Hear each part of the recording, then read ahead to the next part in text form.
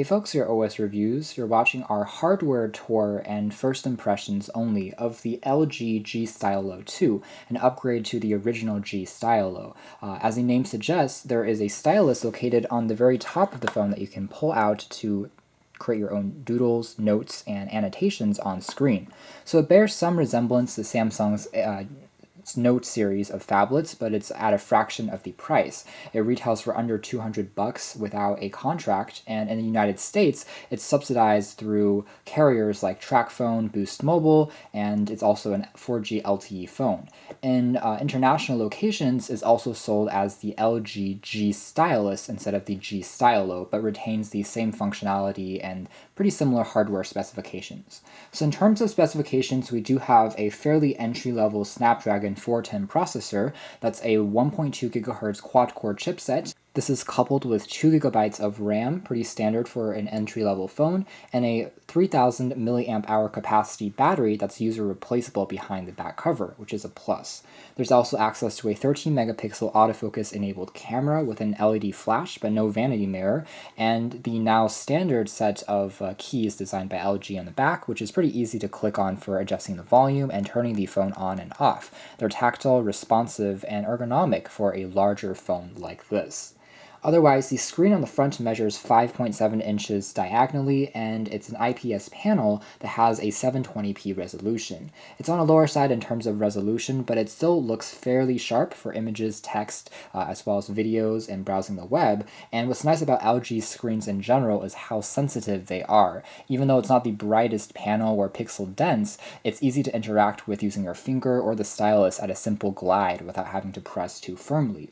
There's also access to Corning's Gorilla Glass protecting the front, along with a 2 megapixel camera for taking selfies and video chatting with.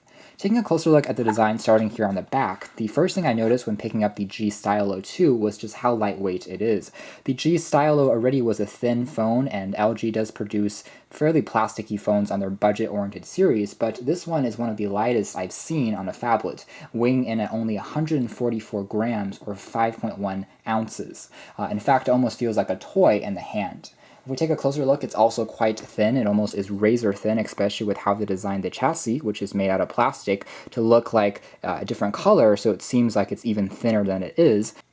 On the bottom, you find access to a micro USB port for charging next to the 3.5mm headphone jack. There's access to a loudspeaker, which unfortunately is mono and rear-facing, but it does get reasonably loud, although it's a little tinny sounding. There's also access to this new texture, which resembles metal or aluminum. It has a slight texture to it, but it is made out of plastic as opposed to metal on more expensive phones.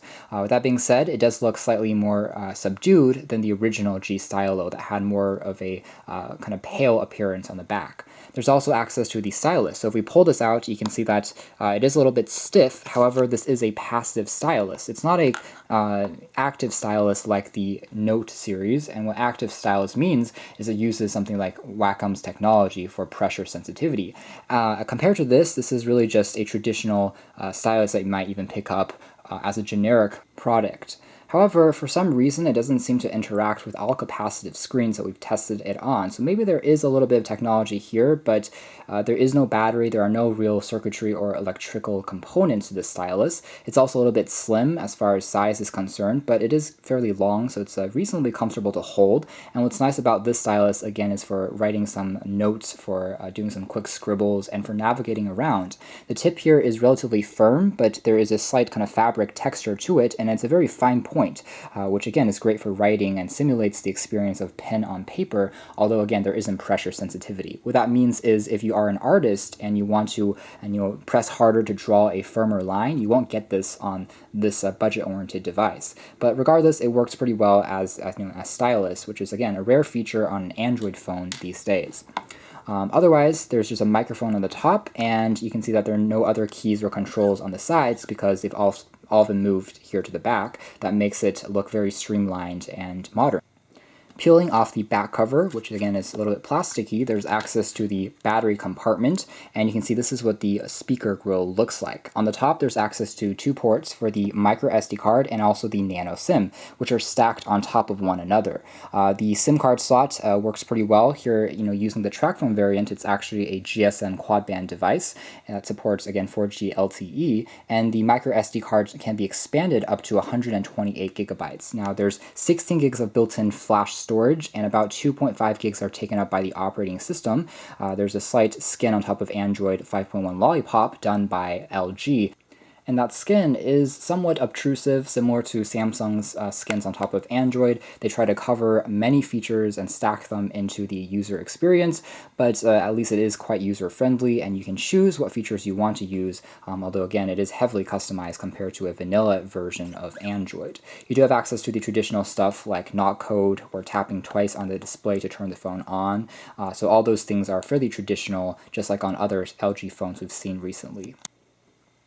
Alright, so doing a quick size comparison with the LG G Stylo 2, again with a 5.7-inch screen, it has the same screen size as the ZTE Boost Max and the Boost Max Plus, and this is really its main rival because of the same specs, the Snapdragon 410 processor, 2 gigs of RAM, 16 gigs of built-in flash storage, but again it has a better camera at 13 megapixels, pretty standard for LG, but ZTE only has an 8 megapixel sensor on this particular phone. You can really see how LG has a very small footprint. The phone not only being super light, but also being slimmer and has a smaller frame in general than the ZTE phone, and we talked about that in the ZTE review as well, which makes this a lot easier to carry around and tote, and we think that's a plus on LG's design. Otherwise, next to other phablets, such as the GLTEL Note, this has a 5.5-inch screen size, and you can tell that very similar in terms of dimensions. Again, that's a testament to LG in terms of minimizing the bezel size and making the footprint of a 5.7-inch phone seem more similar to a 5.5-inch phone than a device that's on the closer side of 6 inches. Here it is next to a 5-inch phone, which is a more traditional size, the Ficom Passion 660. And finally, another LG phone, the G Flex, which has that 6-inch display, and you can see that indeed this one is a little bit smaller. So that's mostly it for our hardware and first impressions tour of the G Stylo 2. All in all, I would say that it's fairly responsive as far as the day-to-day tasks are concerned. The 410 is a tried and tested processor, which means that for running basic tasks and apps, it doesn't pose too big of an issue. But if you are heavily multitasking or running the most intensive games and having tons of tabs open in the Chrome browser, then it does become slightly slower. You can see that the stylus here is pretty sensitive. It's easy to doodle, draw, and navigate around the phone without any problems. And there are a few intelligent features of the stylus as well, such as when you pop it out of the phone, a menu pops up that gives you more options for opening up drawing apps, and there's also a feature where if you have the stylus out, the phone knows that it's out, and if you take the phone away, using the accelerometer on here, the phone can detect when you're moving without the stylus and give you a pop-up that says, oh, maybe you've forgotten your stylus and you should go and look for it. So there are a few smart features on here, but it's nowhere near as deep as the Galaxy Note series, which is, again, to be expected since the Note is 2 to 3 times the cost.